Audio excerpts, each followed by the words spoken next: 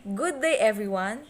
So for today, me, Sheila May Mariag, and my partner Maria Teresa Manlanao will present to you the adaptation to aerobic and anaerobic training. So first, what does it mean by aerobic training? So, aerobic exercise is any type of cardiovascular conditioning. It can include activities like walking, swimming, running, or cycling. You probably know it as a cardio. By definition, aerobic exercise means with oxygen. Your breathing and heart rate will increase during aerobic activities. Aerobic exercise helps keep your heart, lungs, and circulatory system healthy. So, endurance, muscular versus cardiorespiratory. Endurance is a term that refers to two separate but related concepts. The first one is muscular endurance. Muscular endurance is the ability of a single muscle or muscle group to maintain high intensity, repetitive, or static contractions. So next is the cardiorespiratory endurance. Cardiorespiratory endurance is the ability to sustain prolonged rhythmic exercise involving relatively large muscle groups. So next, evaluating cardiorespiratory endurance capacity. In studying the effects of training on endurance requires an objective, repeatable means of measuring an individual's cardiorespiratory endurance capacity. In that way, the exercise scientist, coach, or athlete can monitor improvements as physiological adaptation occurred during the training program. Cardiovascular adaptation to training. Multiple cardiovascular adaptation occur in response to exercise training, including changes in the following. First, heart size, stroke volume, heart rate, cardiac output, blood flow, blood pressure, and blood volume. Heart size adaptations. The left ventricle changes the most in response to endurance training. The internal dimensions of the left ventricle increase mostly due to an increase in ventricular filling. The wall thickness of the left ventricle increases, making the potential contraction of the left ventricle more forceful. So next is stroke volume adaptation. In stroke volume adaptation, endurance training increase SV at rest during submaximal and maximal exercise. And it increase in end diastolic volume caused by an increase in blood plasma and greater diastolic filling time contribute to increased SV. The increased size of the heart allows the left ventricle to stretch more and fill with more blood. Heart rate during exercise. Submaximal decreases proportionally with the amount of training completed, and it may decrease by 20 to 40 beats per minute after 6 months of moderate training. In maximal, remains unchanged or decrease slightly, thought to decrease to allow for optimal stroke volume and maximize cardiac output. So, in resting heart rate decreases with endurance training due to more blood returning to heart. In sedentary individuals can decrease by 1 beat per minute per week during initial training. It is highly trained athletes may have resting heart rates of 40 beats per minute or less. Heart rate recovery period. It is the time after exercise that it takes your heart to return to resting rate. With training, heart rate returns to resting level more quickly after exercise, and it has been used as an index of cardiorespiratory fitness. So next, cardiac output adaptation. Cardiac output at rest and during submaximal exercise. At a given exercise, intensity does not change much following endurance training. In fact, cardiac output can decrease slightly. However, maximal cardiac output increases considerably in response to aerobic training and is largely responsible for increase in VO2 max. Blood flow. Blood flow to active muscles is increased by training. Increased muscle blood flow results from four factors. First, increased capillarization. Second, greater opening of existing capillaries or capillary equipment. More effective blood flow distribution and increased blood volume. Blood pressure. Resting blood pressure does not change significantly in healthy subjects in response to endurance training, but some studies have shown modest reduction after training in borderline or moderately hypertensive individuals. Blood pressure increased as a result of endurance training. Plasma volume expanded through increased protein content, return from lymph, and up-regulated protein synthesis. This effect is maintained and supported by fluid-conserving hormones. Red blood cells volume also increase, but the increase in plasma volumes is typically higher. Next is respiratory adaptation to training. Static lung volumes remain unchanged. Tidal volume unchanged at rest and during submaximal exercise, increases with maximal exertion. Respiratory rate stays steady at rest, decreases with submaximal exercise, and can increase dramatically with maximal exercise after training.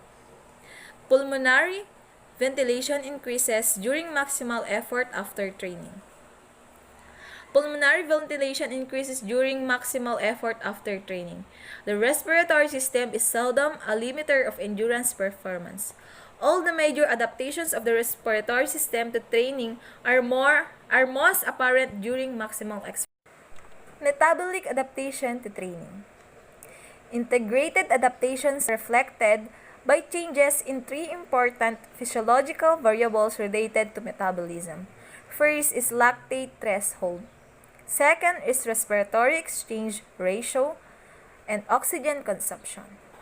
Lactate threshold is a physiological marker that is closely associated with endurance performance. The higher lactate threshold, the better performance capacity. So next is respiratory exchange ratio or RER. Endurance training, the RER decreases at submaximal work rates, indicating greater utilization of free fatty acids as an energy substrate or carbohydrate sparing. Oxygen consumption generally remains unchanged at rest and remains unaltered or decreases slightly during submaximal exercise following endurance training. Factors affecting VO2 max are the level of conditioning, heredity, age, gender, specificity of training. Level of conditioning is max is reached within 8 to 18 months of heavy endurance training. Heredity accounts for as much as half the variation in VO2 max as well as an individual's response to training. Age decreases in VO2 max with age might be a result of age-related decreases in activity levels. Next is gender. Lower in women than men. 20% to 25% lower in untrained women and 10% lower in highly trained women.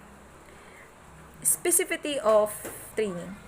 The closer training is to the sport to be performed, the greater the improvement and the performance in that sport. Adaptations to anaerobic training.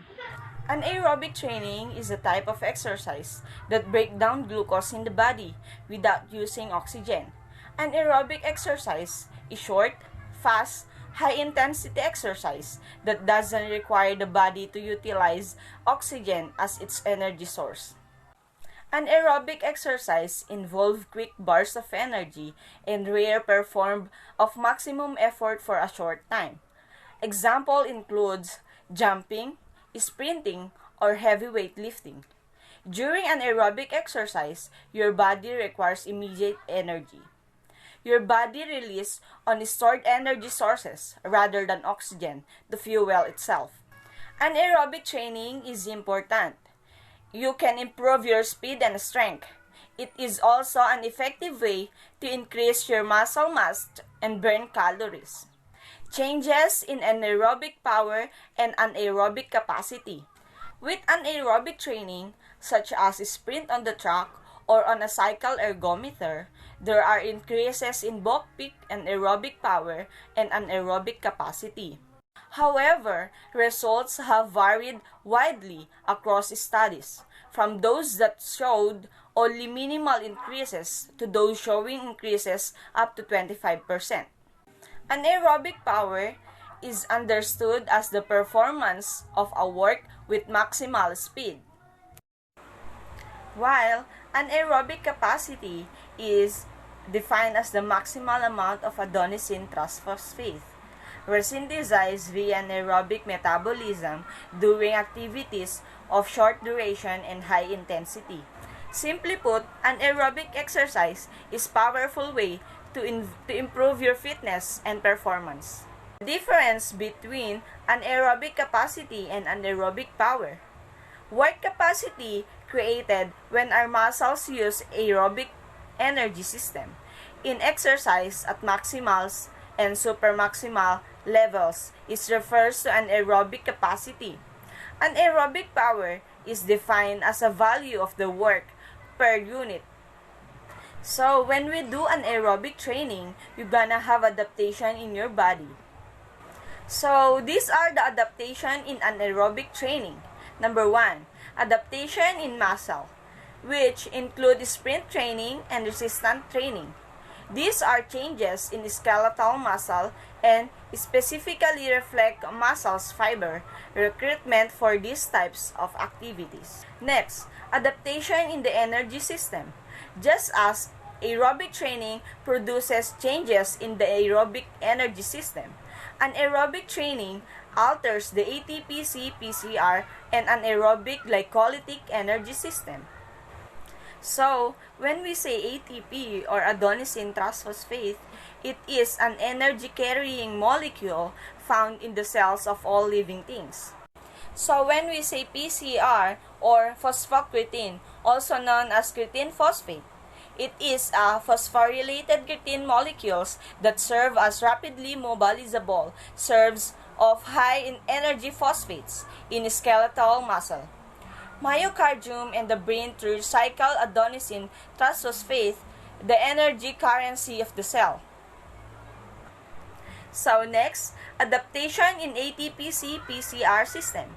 Activities that emphasize maximal muscle force productions, such as sprinting and weightlifting event, really most heavily on the ATP-C-PCR system for energy. Next, adaptation in glycolytic system. Anaerobic training increases the activities of several key glycolytic enzymes. The most frequently studied glycolytic enzymes are phosphorylase, phosphofructokinase or PFK, and lactate dehydrogenase or LDH. Specificity of training and cross-training. Specificity of training, it is training that is relevant and appropriate to the sport or functional tasks in order to produce the best effect.